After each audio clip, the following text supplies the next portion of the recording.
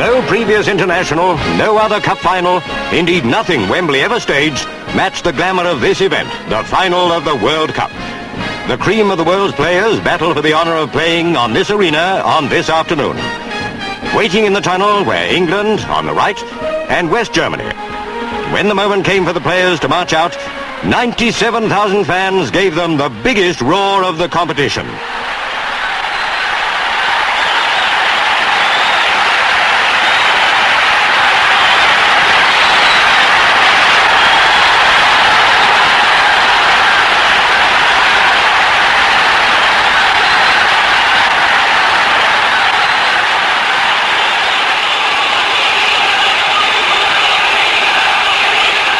Bobby Moore and Uwe Seeler were out in the middle exchanging international compliments and meeting the referee, Dienst of Switzerland.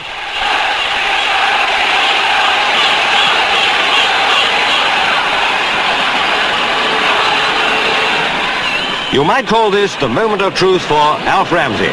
His 3 years of team building, as the Germans kicked off, coming up for its crucial test. England looked unfamiliar in their red shirts. A long shot gave Banks no trouble. And what a test for the 22 star players, 90 minutes away from the game's highest glory or defeat. In possession was that all-round player, Sigi Heltz, moving into a position spelling danger for England. Banks alert as usual. The West German attack had bite and purpose. On they came again. An English defensive lapse gave the ball to Haller. And that was it!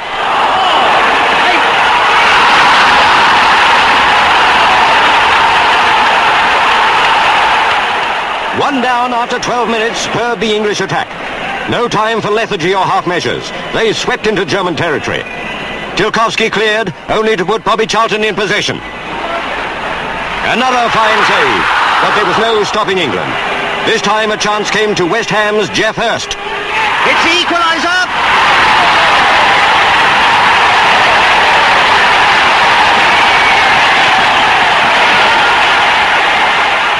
Splendidly matched, these teams. German top scorer Emmerich had a chance. Fortunately, Gordon Banks anticipated his shot.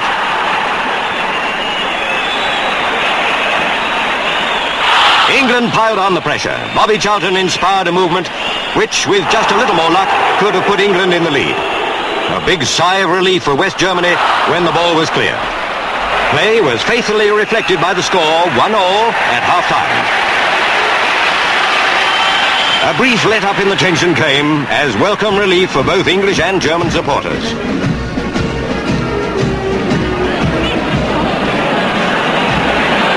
But as England kicked off, playing right to left and quickly built up an attack, excitement made the Wembley atmosphere electric. England had to score. And if the prayers of millions could inspire them, surely a goal was not far off.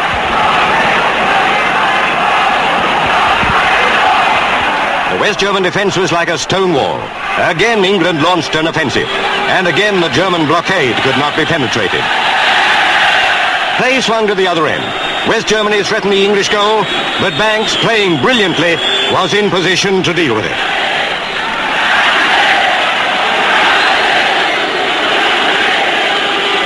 The ball goes to Bobby Charlton. Charlton to Hunt on the left.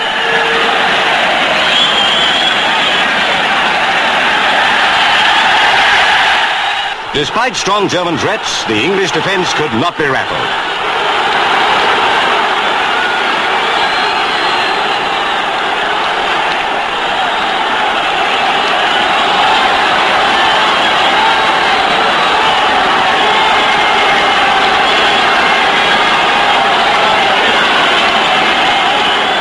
It's there! Peters has scored!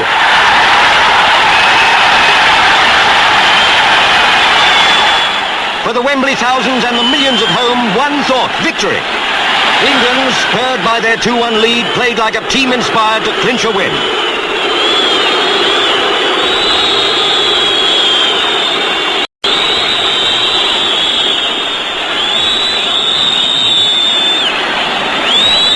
In the dying minutes of the match, the jubilant English supporters' nerves were strained to breaking point. The World Cup was within England's reach. If only they could keep the lead for a few desperate minutes against the West Germans. Now a team playing their hearts out to keep in the running.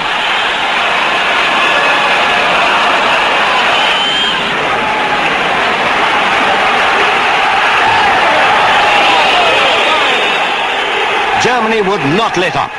Then, seconds before the final whistle, agony for England. Weber scored. It had to be extra time. The first period of extra time proved to the full the value of Ramsey's training methods. England began with a vigour and speed astounding after the gruelling 90 minutes they'd already played. Charlton and his fellow sharpshooters came back time after time in the Ramsey spirit, believing that with sustained attack the goals must come. Then Jeff Hurst, cool and collected, had the ball in the net. No! It bounced out! Goal claimed England. No goal, protested the Germans. The referee consulted the linesman, who'd been in line with the posts, and goal it was!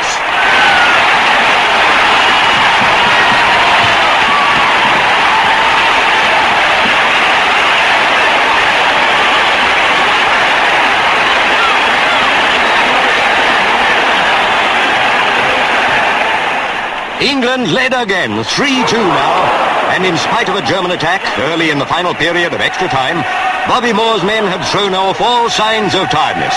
It was West Germany who were now noticeably the slower team.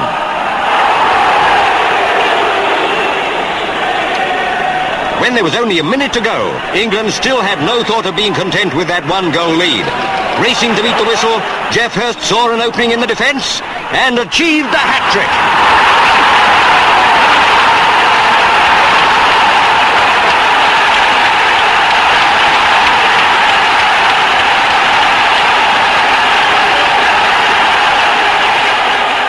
Jimmy Greaves, out of the side through injury, set the example to the other reserves by congratulating the victorious players.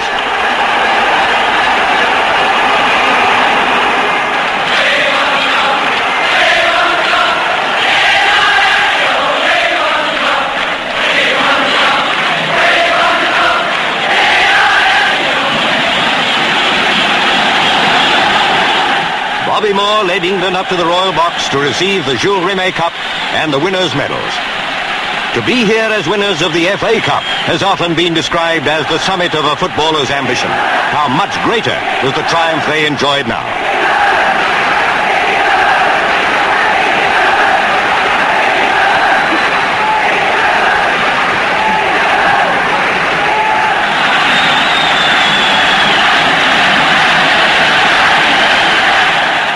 Years ago, Alf Ramsey set out on the hard road that led to the World Cup.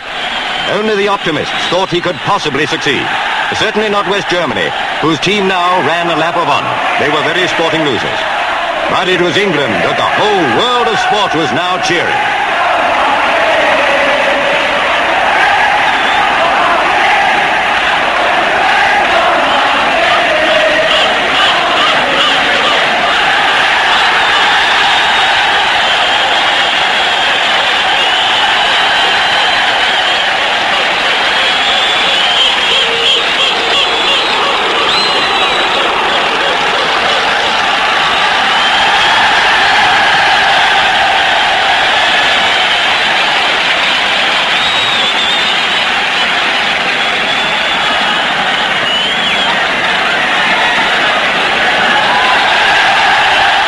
Into his gallant team, England manager Alf Ramsey instilled sportsmanship first and foremost.